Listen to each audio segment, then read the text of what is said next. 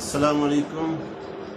اللہم صلی علی محمد وعلی آل محمد۔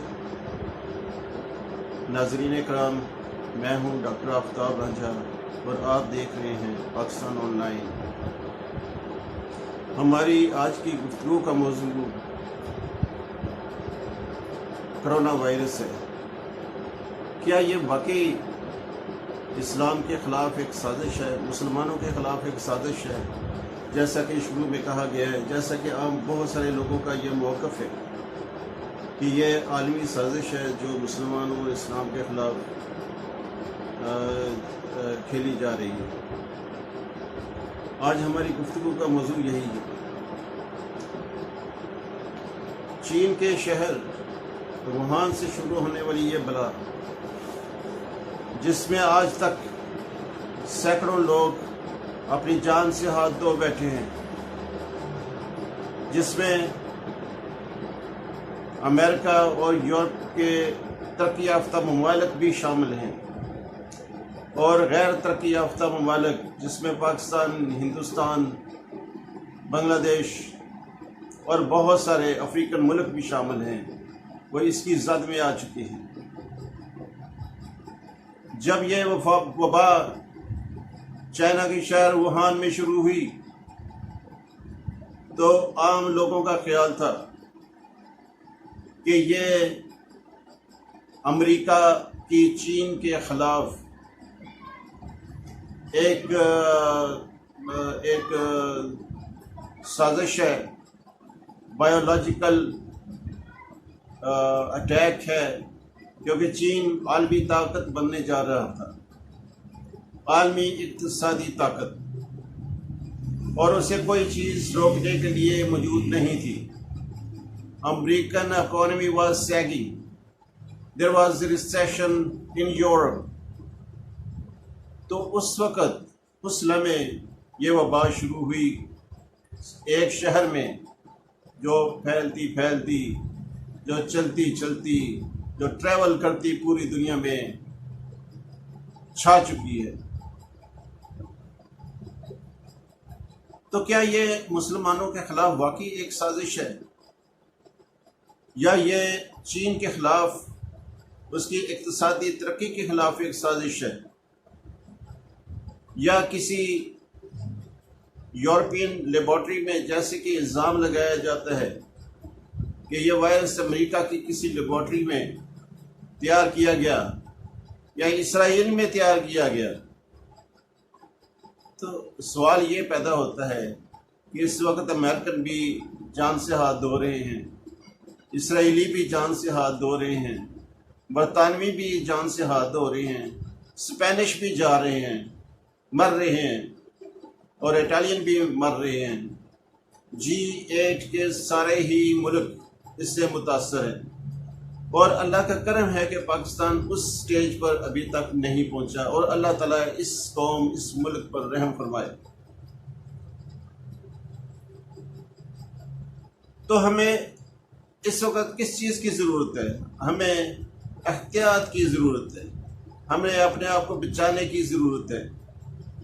لیکن اس وقت حکومت پاکستان مجبور ہے۔ دو انتہائی با اثر طبقے، جن میں ایک علماء کرام ہے اور دوسرا تاجر طبقہ۔ علماء کرام مساجد میں محدود تعداد میں لوگوں کی آمد پر راضی نہیں ہو رہے، اور وہ چاہتے ہیں کہ پہلے کی طرح کھلے عام لوگ مساجد میں آئیں اور اپنے فرائض ادا کریں۔ اسی طرح تاجر برادری جو ہے، وہ نہیں چاہتی کہ ان کی مارکیٹیں، ان کی دکانیں، ان کے کاروبار بند ہوں۔ تو اس وقت حکومت جو ہے ایسی مجبور ہے کہ وہ اگر مساجد پر کوئی پابندی لگاتی ہے تو مذہبی طبقہ جو ہے وہ ناراض ہوتا ہے، عام عوام ناراض ہوتے ہیں، وہ اس کو پسند نہیں کرتے کہ مساجد سے انہیں روکا جائے، مساجد میں جانے سے روکا جائے، اور تاجر طبقہ نہیں چاہتا کہ ان کے کاروبار بند ہوں، اور عوام نہیں چاہتے کہ وہ گھروں میں بند رہیں۔ تو اس صورتحال میں ہمیں بحیثیت قوم بالغ نظری کا مظاہرہ کرنا پڑے گا۔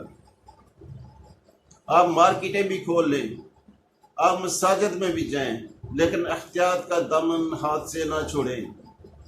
مساجد میں جائیں، آپس میں فاصلے رکھیں، صفوں میں فاصلے رکھیں، ماسک استعمال کریں،